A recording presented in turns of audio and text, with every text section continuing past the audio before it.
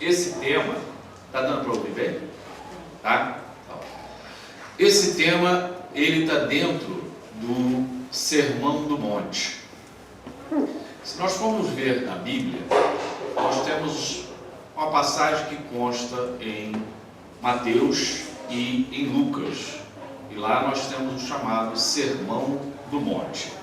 Nesse Sermão do Monte, Jesus convida os discípulos e as pessoas para irem até o monte, e ele faz uma pregação que é considerada uma das mais profundas dentro do Evangelho, chegando mesmo ao Mahatma Gandhi a dizer que se todos os livros sagrados desaparecessem, fossem destruídos, mas se permanecesse o Sermão do Monte, nós, a humanidade, já teríamos tudo que nós precisaríamos para seguir adiante em termos morais.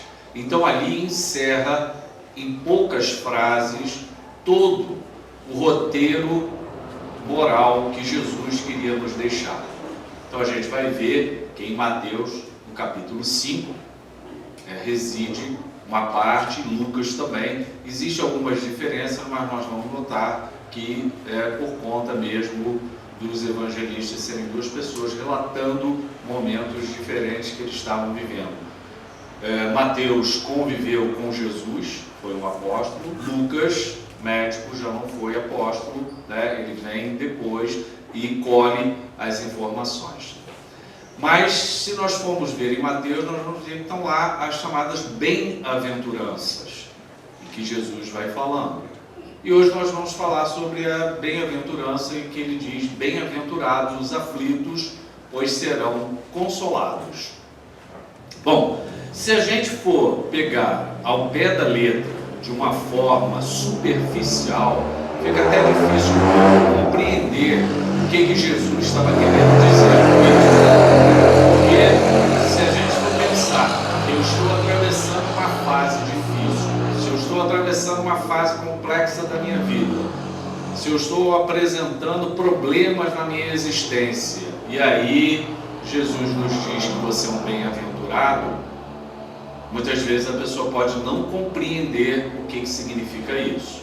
Ou seja, nós precisamos aprofundar o que está por trás dessas palavras do Mestre, porque sempre ele nos fala de uma forma figurativa, uma metáfora, para tentar explicar o que ele quer passar para todos nós. Aflitos nesse sentido aí se refere a tudo o que nós estamos precisando atravessar na encarnação. Tudo que nós precisamos vivenciar e experienciar enquanto estamos encarnados são as nossas aflições. São tudo aquilo que nós precisamos aprender e que nós precisamos tratar. Volta e meia, dentro da doutrina espírita, nós comentamos que nós estamos num mundo, e que esse mundo é um mundo que representa o planeta Terra, uma escola, e representa um hospital. Se usa, né, essa forma simbólica para procurar facilitar o entendimento do que nós estamos fazendo aqui. E se nós formos pensar nessas aflições, nós vamos entender o seguinte: nós estamos aqui por uma questão de aprendizado, de educação, e estamos aqui também para um tratamento, por sermos o quê? Doentes. Doentes espirituais. Então nós unimos esses dois caminhos e aí nós progredimos, nós evoluímos na nossa existência. A gente sabe que quando nós estamos, por exemplo, numa escola e temos que aprender matemática, inglês, o que acontece? Nós precisamos assistir aulas, nós precisamos fazer exercícios, nós precisamos dedicar tempo para o aprendizado. Ninguém aprende matemática, ninguém aprende inglês apenas em 1 e 2 horas. Assim é o nosso aprendizado aqui. Nós não vamos aprender o que viemos aqui aprender, muitas vezes, em uma única encarnação. Por isso, a doutrina nos ensina a necessidade de múltiplas o quê? Encarnações. Para quê? Para que nos dê maior tempo e condição de aprendizado. Quando nós estamos aqui, nós estamos sendo submetidos a todo um processo de estudo, a todo um processo de aprendizado. Nós precisamos aprender a quê? A sermos seres melhores, a indivíduos que tenham uma moral voltada para o amor, para a solidariedade, para a fraternidade. E são virtudes que precisam ser o quê? Exercitadas. A fé, a resiliência, o amor. Nós vamos melhorar isso dentro de nós, nos exercitando, praticando. E qual a maneira de praticarmos? Estando aqui, neste mundo, que é o mundo que neste momento é o que se adequa mais à nossa evolução. Nós sabemos, e Jesus mesmo já falava, que o mundo, né? O Pai tem várias moradas, ou seja, não existe só esse planeta para que a gente possa evoluir, existem muitos. Mas o que estamos hoje é esse que nós temos neste momento aqui. E no nosso estudo, no nosso aprendizado, é o aprendizado o quê? Espiritual. O preparo foi extremamente produtivo. Ele fala do salário a nível material, mas nos diz que o mais importante é nos fixarmos em quê? Na moral. Precisamos do salário material, do dinheiro, para o quê? Para sobrevivermos, mas não vamos ficar brigando por isso, como se isso aí fosse o maior sentido e objetivo da vida. Não é. E Emmanuel nos coloca isso. Então nós precisamos entender que estamos aqui aprendendo, estudando para sermos indivíduos melhores, espíritos melhores, em amor, em fé, em resiliência, em paciência, em tolerância, em fraternidade, em perdão. E quanto mais nós exercitarmos isso, melhor. E como é que isso acontece no dia a dia? No enfrentamento das nossas dificuldades, que é onde nós temos o maior problema. É a nossa família, é o nosso pai, a nossa mãe, o nosso irmão, o nosso filho, a nossa filha, é o patrão no trabalho, é o colega, é o amigo, é o vizinho, é o primo, é a prima.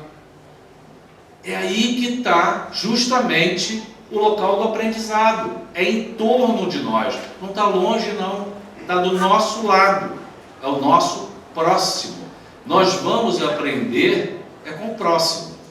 É difícil? Extremamente. O aprendizado, como eu falei, ninguém aprende matemática em uma hora, salvo alguns grupos de indivíduos que têm facilidade com matemática. A matemática é sempre um tormento para todos nós, é sempre difícil e exige o quê? O esforço, horas de você ficar ali, se dedicando, estudando. A mesma questão somos nós, como temos que enfrentar uma educação, um aprendizado, temos que reaprender. E aí Deus nos coloca onde? Dentro de uma família que tem problemas. Problemas no sentido que? Aprendizado. Nós precisamos trocar isso por aprendizado. Então, quando nós temos um filho que traz problemas, um marido que traz problemas, um primo que é difícil, ou outra pessoa que é problemática, pensemos nisso como uma forma de aprendizado.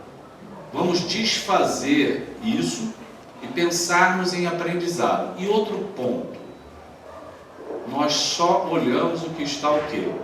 Para fora. Esquecemos de olhar para dentro. O quanto nós precisamos mudar. É muito mais fácil eu jogar para o outro o que eu tenho de dificuldade. É simples, é muito fácil fazer isso. Transferir essa responsabilidade. Nós precisamos voltar isso para dentro de nós. E aí nós temos o outro lado, que é o lado do tratamento. Somos doentes? Somos. Somos doentes espirituais. E Jesus já vinha falando isso para nós. De maneira que Jesus não curou todas as pessoas que vinham até Ele com problemas físicos, no corpo. Jesus não curou a todos, porque este não era o objetivo. O objetivo de Jesus era, sem dúvida nenhuma, o esclarecimento do nosso espírito, a luz o despertar, para que nós pudéssemos ver a luz além, sair das sombras e enxergar que a vida é muito mais do que está à nossa volta neste momento. Se nós, por exemplo, nesse momento só enxergarmos a pandemia, o que acontece com a gente? Nós paralisamos. Nós vamos paralisar de medo, de desespero, de insegurança, de desconfiança. Não é para isso que a pandemia está aí. Bem-aventurados os aflitos. A pandemia veio como uma aflição coletiva para que enfrentemos isso de forma educativa e para um tratamento. Ou seja, é uma providência divina o que está acontecendo. Nós precisamos aproveitar o que está acontecendo diante de nós. Mas se eu vier a desencarnar, eu posso desencarnar nessa pandemia? Sim, pode. Todos nós. Não sabemos quem. Só que nós sabemos que nós não morremos. A vida continua. Nós somos espíritos imortais. Vamos desenvolver nesse momento o quê? Que a espiritualidade nos estimula. A fé. A certeza de que Deus está no comando de tudo. Façamos o melhor. Vamos nos tratar, vamos aproveitar esse momento para o nosso tratamento. Quando Deus nos coloca nesse mundo, tem um objetivo muito grande, muito nobre. Deus nos ama, deseja o melhor para todos nós. E nós, qual é o nosso sentido aqui? Fazemos o melhor de cada um. Bem-aventurados os aflitos. Eu sou colocado numa função em que eu me sinto humilhado. Eu sou colocado numa função dentro de uma fábrica em que sinto que o meu patrão me humilha. Não gosto de ser mandado. Eu não gosto de receber ordens. O que vocês acham? Programação espiritual para trabalhar o quê? Vaidade, orgulho. Posso, em alguma existência anterior, ter sido uma pessoa extremamente autoritária, mandona. Todos têm que me obedecer. Quando eu desencarno, a espiritualidade me chama. Vamos rever isso? Vamos trazer isso para um equilíbrio? Não existe ninguém superior a ninguém, nem ninguém inferior a ninguém. Todos somos iguais. Aliás, Jesus fez assim. Jesus não fez nenhuma distinção entre ninguém. Não fazia sexo, idade, crença, o que fosse. Ele não fazia distinção. Ele exemplificou isso na vida dele. Nós precisamos ser seguidores dele. Então, se eu sou colocado numa situação dessa e que passo sim por humilhações, Nilton, mas eu sou humilhado. Sim. Quantos de nós somos humilhados? Quantos de nós somos frustrados? Quantos de nós recebemos não? Sim, mas para quê? Para nos tratarmos, para trazermos muitas vezes uma sensação interior de superioridade para o equilíbrio. Mas eu me sinto inferiorizado. Bom, ainda não é o ponto.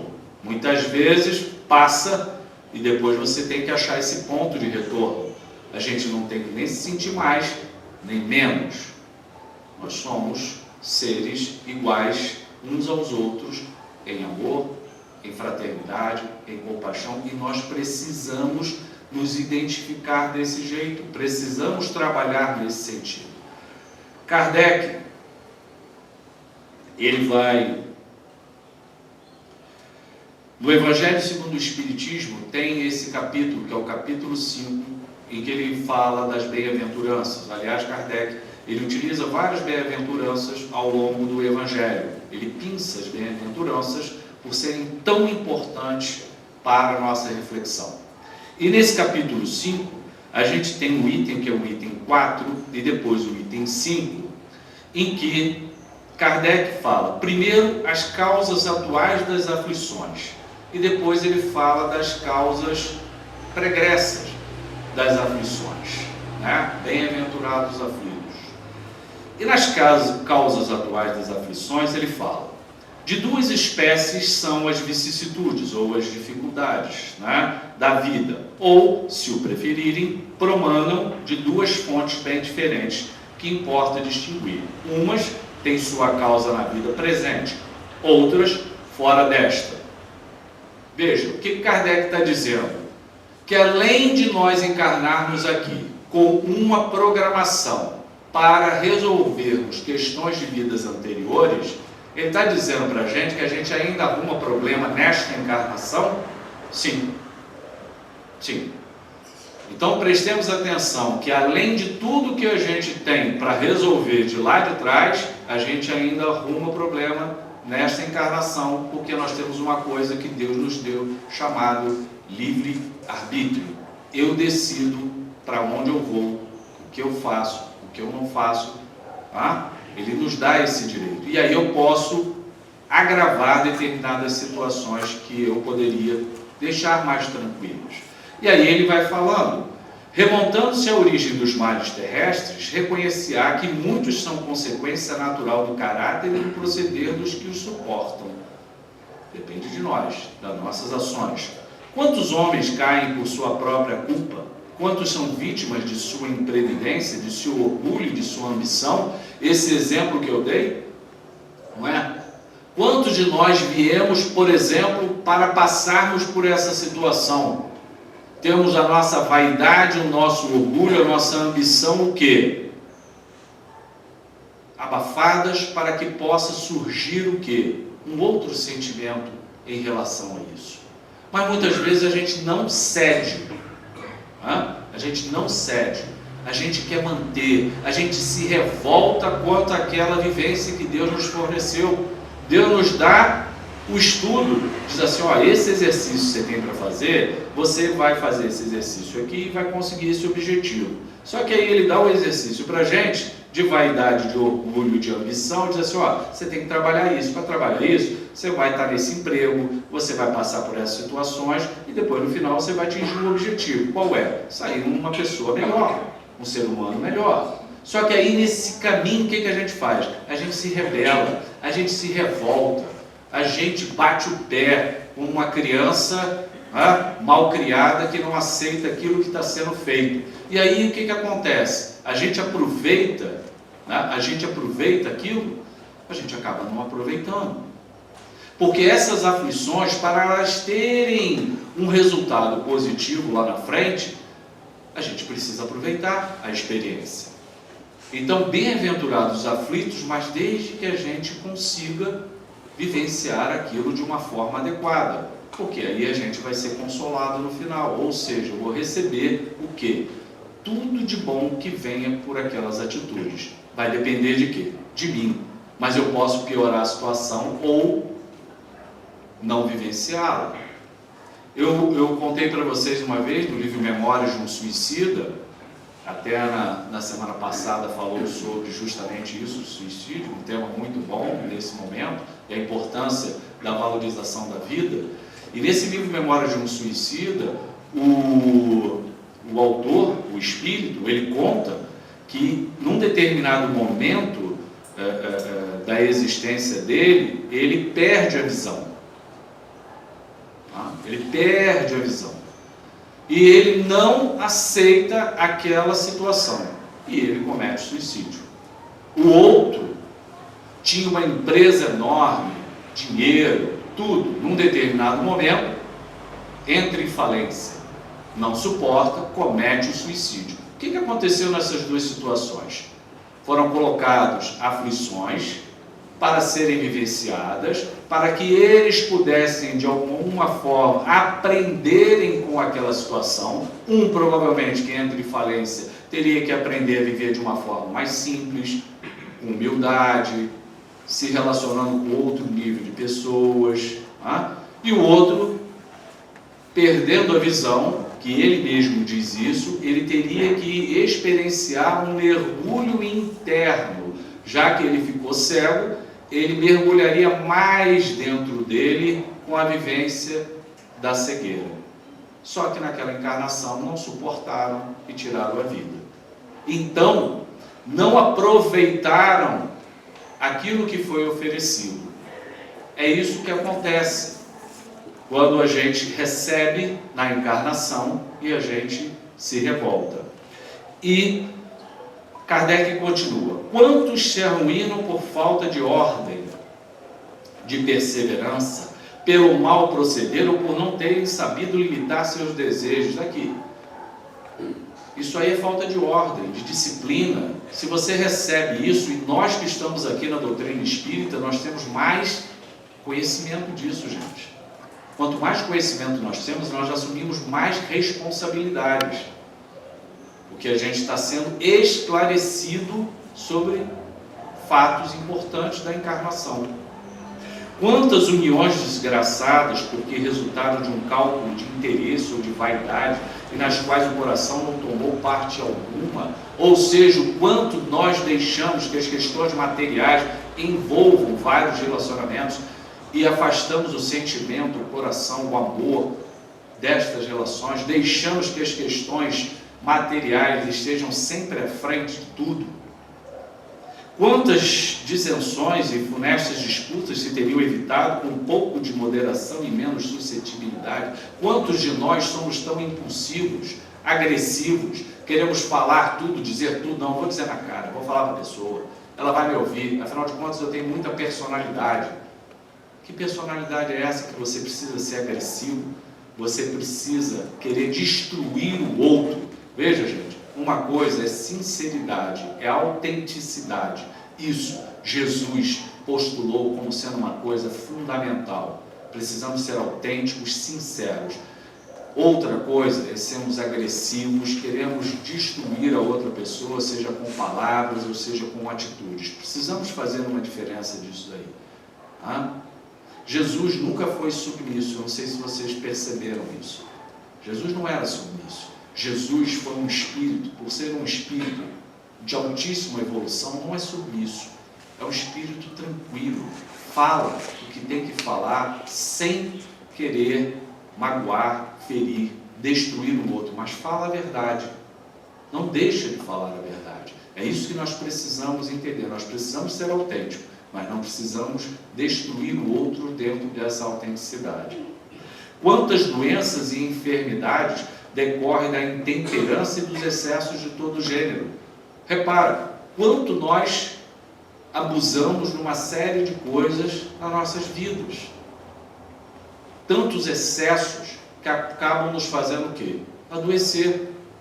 Quando você diz para uma pessoa que tem pressão alta, quando você diz para uma pessoa que tem diabetes, que ela tem que mudar a vida, que ela tem que caminhar, que ela tem que diminuir o sal, que ela tem que perder peso, que ela tem que tomar o remédio direito, e ela não faz nada disso, ela come sal, come gordura, ela engorda, ela não faz exercício, não toma os remédios, e aí? O que vai acontecer? Ela, muitas vezes, antecipa a desencarnação, como a Ana falou na semana passada, é um suicídio que? Indireto. Eu me mato, não com um tiro na cabeça, mas pelas minhas atitudes de não cuidar do meu corpo. Repara, Deus nos dá o corpo para que cuidemos dele.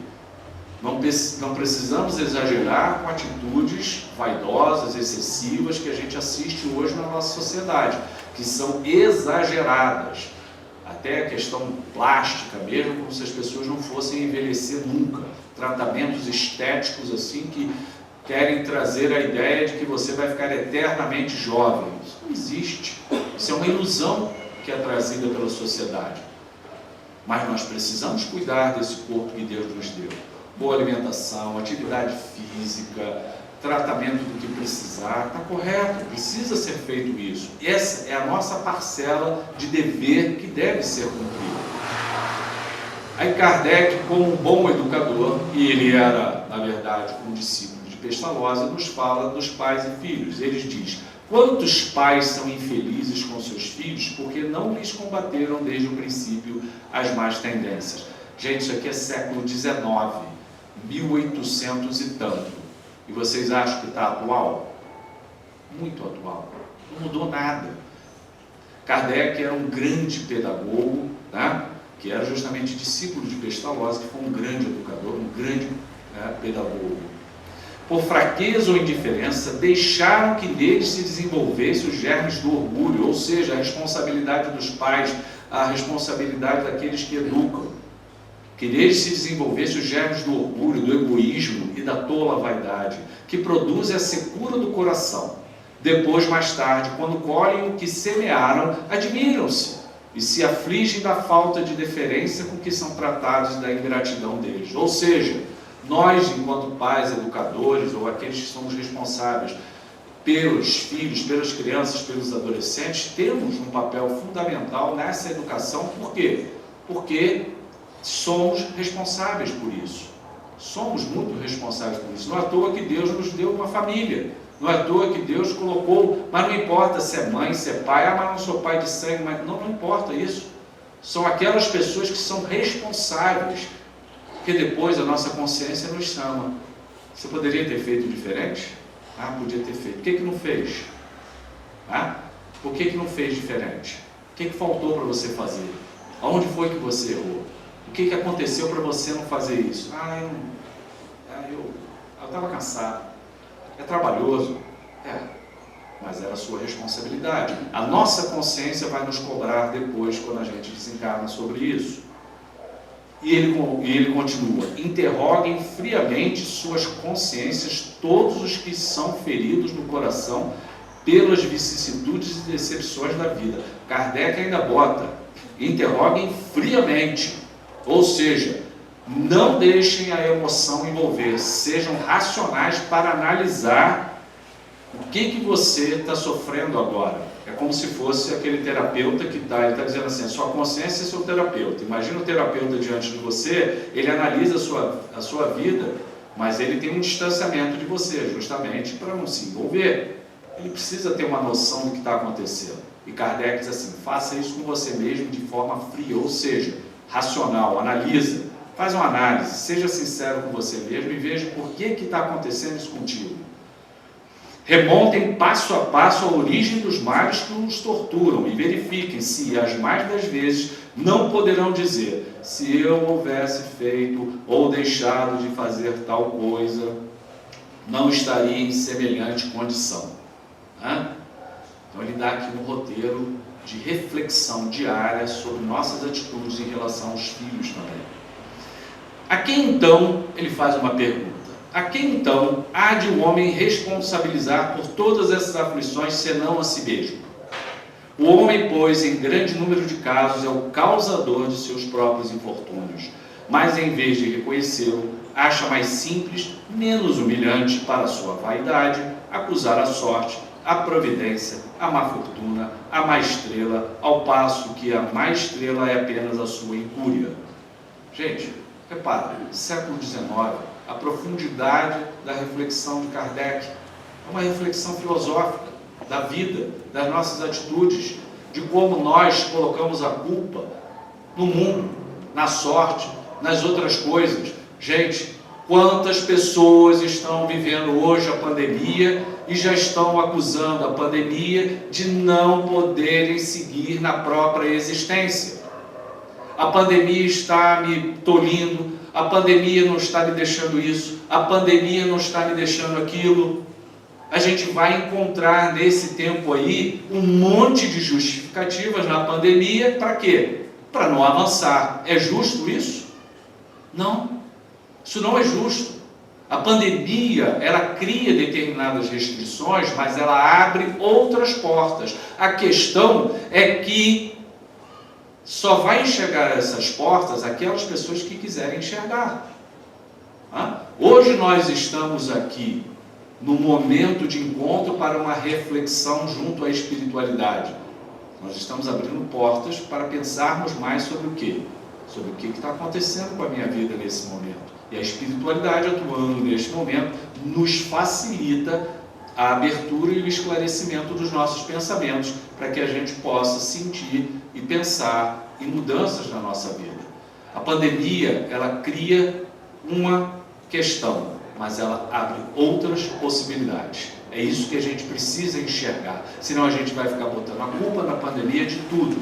Eu não fiz isso, eu deixei de fazer aquilo, a minha vida está desse jeito e está acontecendo isso. e daqui a pouco acaba a pandemia, aí vai ser o governo, aí acaba o governo, aí muda o governo, aí daqui a pouco é outra coisa. Ou seja, sempre nós teremos algo para transferirmos a nossa responsabilidade. E o momento não é esse. O momento justamente da pandemia é que Deus diz assim, ó, vocês voltam para casa, para quê?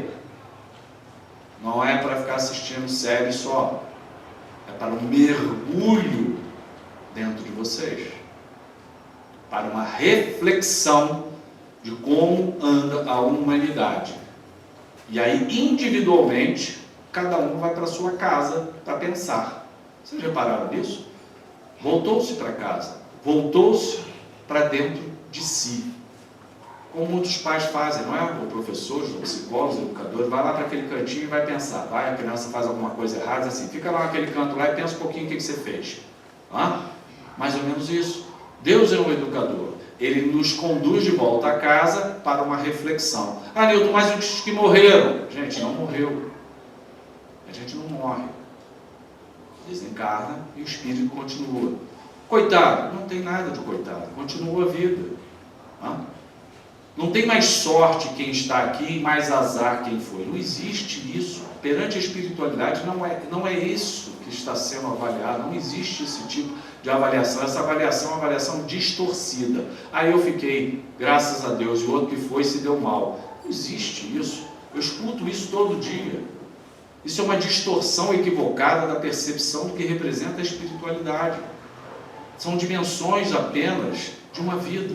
Nós estamos hoje encarnados aqui e pode essa semana desencarnarmos.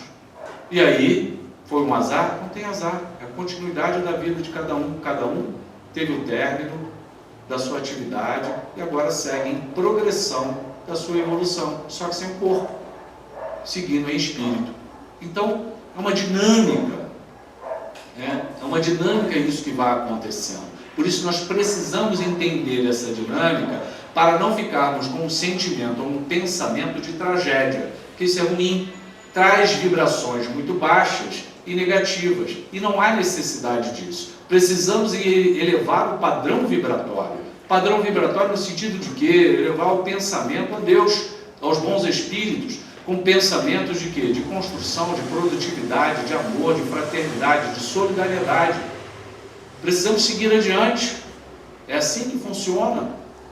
E sempre vai ser assim, porque o progresso necessita de movimento. A pandemia vem para chacoalhar, movimentar e fazer com que a gente acelere o processo. Aqueles que vão ficar encarnados ainda ficarão, e aqueles que desencarnam, desencarnarão. E a gente está nesse movimento evolutivo, de progressão nossa. E precisamos estar atentos a isso aí. Manter as orações, pensamentos voltados a Deus, pedindo que sigamos adiante, tendo o Mestre como nosso modelo, tendo o Mestre como nosso guia, tendo Ele como o grande mentor da nossa caminhada. Por tudo que Ele fez, por tudo que Ele passou, por tudo que Ele dedicou, Ele espera que nós sigamos também esse trabalho. E aí, Kardec continua: os males dessa natureza fornecem indubitavelmente um notável contingente ao cômputo das vicissitudes da vida. O homem as evitará quando trabalhar por se melhorar moralmente, tanto quanto intelectualmente. Aí Kardec nos fala aqui sobre uma parte maior aqui sobre a lei humana, falando-nos sobre a diferença que existe entre a lei humana e a lei divina. Lógico, a lei humana, ela vai até um certo ponto. Ela vai ver o que está na superficialidade. A lei divina, ela vai mais além. Não passam questões por Deus que ficam cegas para a nossa justiça. A nossa justiça, ela deixa passar uma série de coisas que a gente diz, poxa, isso é injusto, isso está errado. Lógico que as nossas leis são leis feitas por homens. Consequentemente, vão ter falhas, vão ter equívocos. Mas a lei divina, nunca, nunca. Tudo que nós cometemos de erro necessita ser corrigido. Para quê? Por uma punição? Não. É porque a gente precisa justamente melhorar. E para melhorar, a gente precisa experienciar outra vez. Quando o professor coloca um aluno para repetir um exercício ou uma atividade que ele tem dificuldade, o professor não está querendo punir o aluno. Pelo contrário, ele quer despertar de alguma forma o quê? O aprendizado daquele aluno. Então ele faz de um jeito, não conseguiu, ele tenta outro, não consegue, ele tenta outro, até o aluno despertar para construir o aprendizado dele. Deus faz a mesma coisa. Hoje eu nasço branco, amanhã eu nasço negro, depois eu nasço sem uma perna, depois eu nasço com doença, depois eu nasço saudável, depois eu nasço com olho, depois eu nasço sem olho, depois eu nasço e não consigo sair da cama. Ou seja, ele vai fazendo diversas possibilidades de aprendizado nas encarnações. Para quê? Para que em algum momento desperte dentro de nós o nosso conhecimento. Desperte dentro de nós o autoconhecimento, que a gente diz, é isso. Não adianta mais brigar com o meu chefe. Deixa. Já percebi por que eu estou aqui. Por que eu estou nesse lugar. E aí? Vou me resignar. Deus, nesse momento, eu despertei o quê? Uma sabedoria de perceber que tem coisas que eu não tenho como mudar. Aí o que eu faço? Eu faço o melhor de mim, sempre.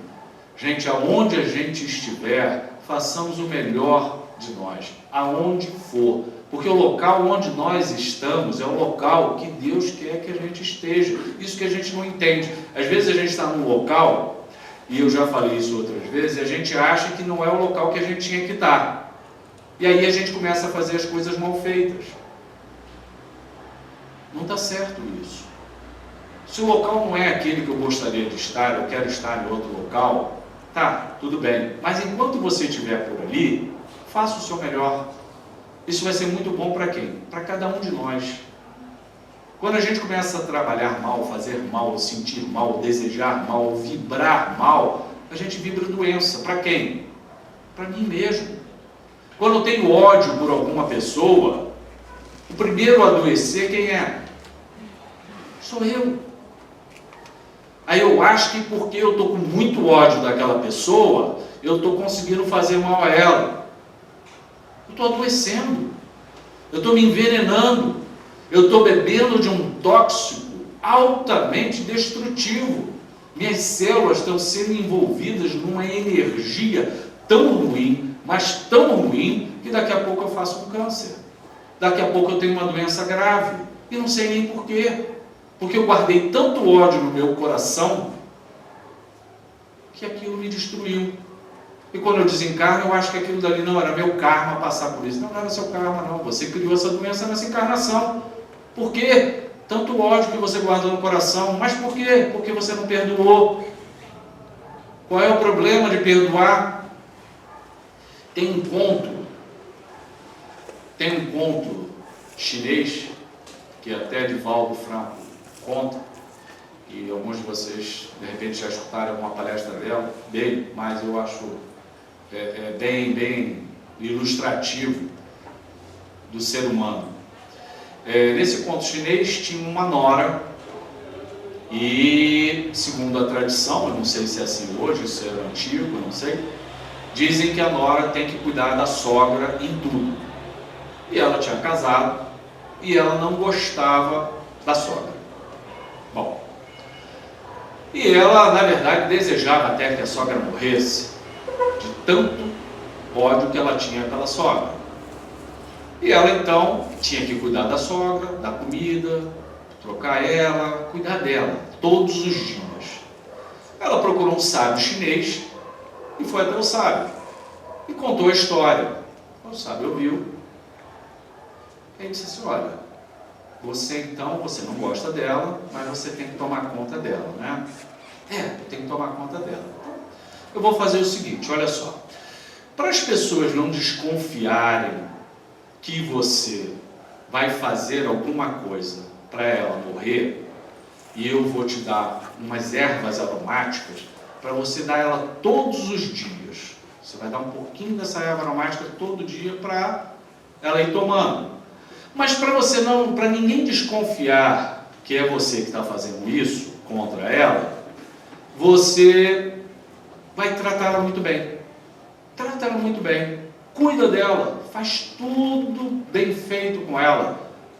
Porque senão, se você não fizer bem feito, sabe o que vai acontecer? Na hora que ela morrer, eles vão desconfiar que é você. E você, tratando ela bem, daqui a um tempo, uns meses que ela morrer, está tudo resolvido. Aí ela saltou feliz, pegou as ervas aromáticas, foi para casa, fez o chá, preparou aquilo tudo e todo dia ela ia lá e dava um pouquinho do chá para a sogra. E ela começou a tratar a sogra melhor. Depois de uma semana a sogra passou a sorrir para ela começou a achar aquilo esquisito, mas começou a tratar melhor a sogra, com mais carinho. Passou um mês, a sogra já estava outra mulher, já conversaram com ela, elas já estavam se dando bem, e ela achando aquilo tudo muito diferente. Quando completou 2 meses, ela já esboçava uma afeição pela sogra. Cuidava dela, dava banho, trocava de roupa, preparava comida e o chazinho todo dia. Quando deu 3 meses, ela criou uma afeição enorme pela sogra. Voltou no sábio. Olha só, tem um problema. Ele falou, qual foi o problema? Pois é, eu passei a gostar da minha sogra. Ah, foi? Só que agora, como é que nós vamos fazer? Eu estou dando chá a ela está morrendo. Eu falei, não, esse chazinho aromático não mata não. Aliás, está dando mais energia para ela. Pode ficar tranquila que ela não vai morrer. Continua dando chá. É um conto, mas é ilustrativo disso que Kardec nos diz. Que na verdade, o que aconteceu? Ele estimulou ela a tratar bem a sogra. Quem mudou a visão da sogra? Foi a sogra que mudou? Não, foi ela. Ela modificou o comportamento dela em relação à sogra. Passou a tratar bem a sogra. Passou a levar o quê? Amor, carinho, compaixão, né? Segurança para ela. E ela foi gostando daquilo e foi o quê? Se aproximando dela de uma forma que amorosa. E aí ela foi se transformando. E naquilo houve uma mudança interior dela. Então, é um ponto para nós refletirmos o quanto nós precisamos o quê? Modificar a nós mesmos dentro disso tudo. O quanto muitas vezes nós temos uma visão distorcida do outro e só buscamos as coisas o quê? Ruins, defeituosas, imperfeitas do próximo. Eu não sei se algumas pessoas receberam um link de uma biblioteca na Dinamarca, que é uma biblioteca de humanos. Não é? Então, na Dinamarca, eles fizeram uma biblioteca em que você aluga uma pessoa. Então, você vai na biblioteca e tem pessoas que têm títulos: desempregado, bipolar, nervoso, ansioso, estrangeiro. Aí você chega lá e diz assim, eu quero conversar com a pessoa desempregada. Aí você senta, você tem 30 minutos para conversar com a pessoa. O que você vai fazer lá? Você vai ouvir a história do outro, saber a vida do outro, o que acontece com a vida do outro. Aí você vê a fotografia, são pessoas sentadas, conversando umas com as outras, conhecendo a vida, a dor, o sofrimento, o que cada um passou, a realidade de cada ser. Porque a gente passa a viver o nosso mundo e muitas vezes a gente entra nesse nosso mundinho acreditando que nós somos os maiores sofredores do mundo, não é? Que tudo de ruim acontece com a gente, tudo, uma nuvem negra veio em cima de mim e a maior desgraça acontece, quando não é isso, nós precisamos rever esses pensamentos dentro de nós precisamos rever os nossos sentimentos, nós precisamos rever o que acontece dentro da gente, como Kardec fala, essa reflexão diária. E é lógico que isso aí vai impactar aonde? Isso vai impactar no próximo, isso vai impactar no outro. Por isso, Jesus, ele nos fala, bem-aventurados os aflitos. Agora já deu para entender. Bem-aventurados, ou seja, abençoados, né? Sejam os aflitos, pois serão consolados. Mas Emmanuel complementa Jesus num outro momento, dizendo que desde que nós aproveitemos aquilo que está sendo oferecido. É lógico que essas palavras de Jesus são muito profundas e cabem uma reflexão. E aí ele queria deixar isso para todos naquele momento do Sermão do Monte, para que as pessoas passassem a refletir sobre a própria existência, uma mudança de direção em relação à vida. Porque quando a gente deseja alguma coisa para uma pessoa, seguindo a lei de Newton, né, aquela energia ela vai, mas ela volta. Aquilo tem a mesma força para ir e a mesma força para voltar. Não é isso que a lei fala? A força pode ser sentido oposto. Ela vai, ela volta.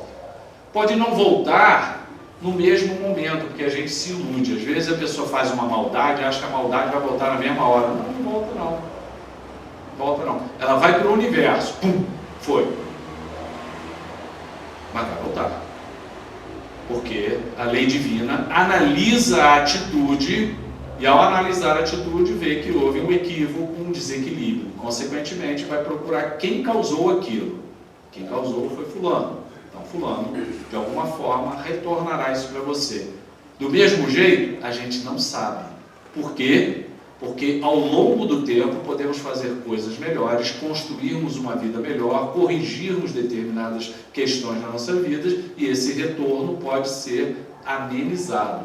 Contudo, se não melhorarmos, a situação pode até se agravar para a gente mesmo, porque a gente vai criando mais problemas ao longo do tempo. Então, a gente precisa... Eu não vou nem entrar no outro. Não. Porque tem uma outra parte, que aí pode ficar para uma outra palestra, que é a continuação disso, que é quando Kardec fala das causas anteriores das aflições. Também uma sequência enorme. Nós falamos sobre as causas atuais, falamos da vida nossa, o quanto a gente pode causar problemas ainda com a própria encarnação, e também falamos das vidas anteriores. Mas Kardec depois discorre sobre a questão das causas anteriores das nossas aflições, que também são itens importantíssimos para a nossa reflexão. Mas eu acho que esse ponto aí já é fundamental para a gente aproveitar. Eu fico muito preocupado com as pessoas nessa pandemia que ficam voltadas apenas para o desespero. Eu acho que nós precisamos melhorar, como eu falei, essa nossa psicosfera, ou seja, criarmos um ambiente, uma ambiência que seja mais construtiva espiritualmente falando. As pessoas estão criando uma psicosfera de extrema negatividade. O que a gente precisa é aproveitar o que está acontecendo para uma mudança. E isso aí vai depender de quê? De cada um de nós. Nós é que podemos fazer essa modificação. Ninguém mais pode. A espiritualidade espera de nós o quê? Que nós arregacemos as mangas e trabalhemos. É isso que a espiritualidade espera nesse momento. Né? Nós estamos numa situação delicada, e aí vamos fazer o quê? Vamos cavar um buraco e botar a cabeça debaixo e fechar aquilo tudo e nos escondermos? Eu acho que a espiritualidade não espera isso de nós. Eu acho que Deus não espera isso de nós. Ele espera justamente uma atitude que seja o quê? Ativa, que movimente, que seja construtiva, que nós possamos mostrar que estamos aproveitando esse momento de uma forma sábia. E que nós podemos sim avançar diante de tudo que está acontecendo. Eu tenho falado para as pessoas, e é uma parte só para a gente poder finalizar, depois que a gente começou a vacinação, o número de casos, por exemplo, dentro de Nova Friburgo, caiu. Graças a Deus. Caiu o número de casos. A gente tinha quase 100 internados, hoje nós temos 9, 10 no setor que eu trabalho de pandemia. Ou seja, houve uma queda. Por quê? Houve um movimento todo, vem a vacina e está acontecendo. Mas nós estamos aí, nós não podemos parar. Pode ser que isso volte a subir? Eu não sei.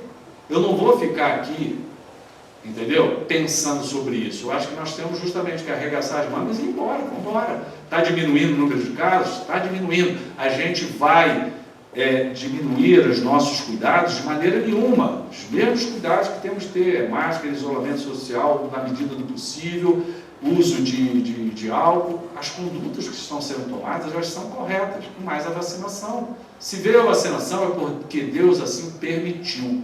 E chegou no momento certo, está chegando. Se for para ela terminar, ela vai terminar. Se não for para terminar, ela vai se estender pelo tempo que Deus achar que tem que se estender. E nós vamos aproveitar o tempo que estiver para crescermos nisso.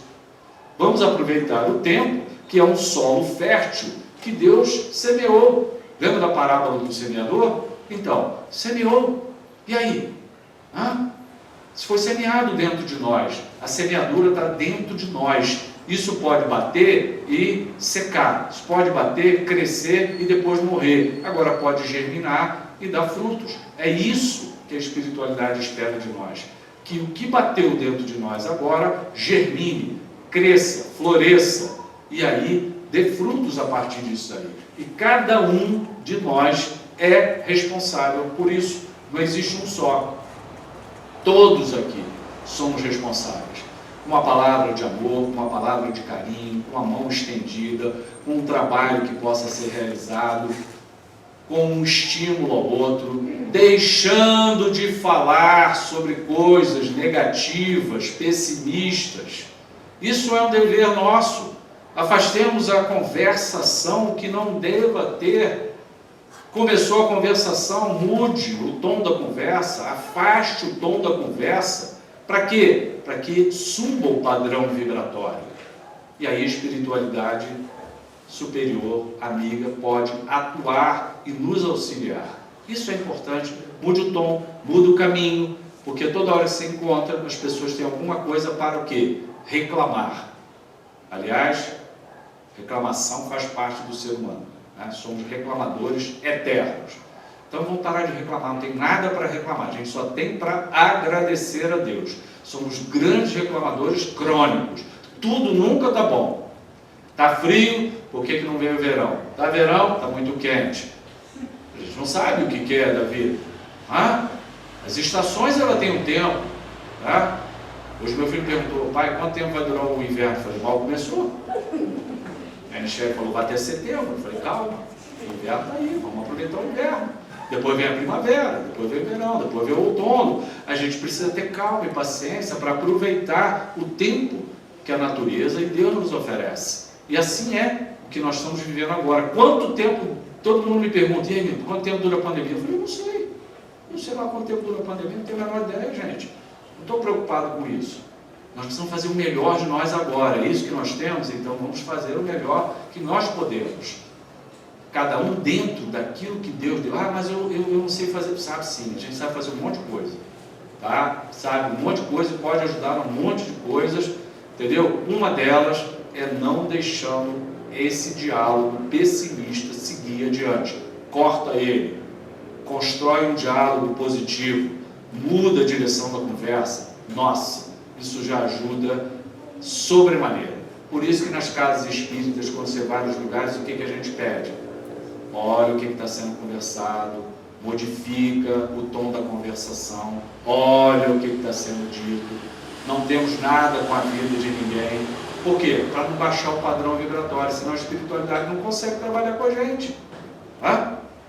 Tem que subir o padrão vibratório, pensar em Jesus, melhorar, fé, fraternidade, compaixão, amor. A vibração, ela vai reverberando, passa essas paredes e vai embora. E atinge tantos quantas pessoas precisarem. Assim é a oração. Oremos, porque é o que nós podemos fazer de mais profundo e mais intenso é a oração, sem dúvida nenhuma, aquela que vem do fundo do coração. Aleluia.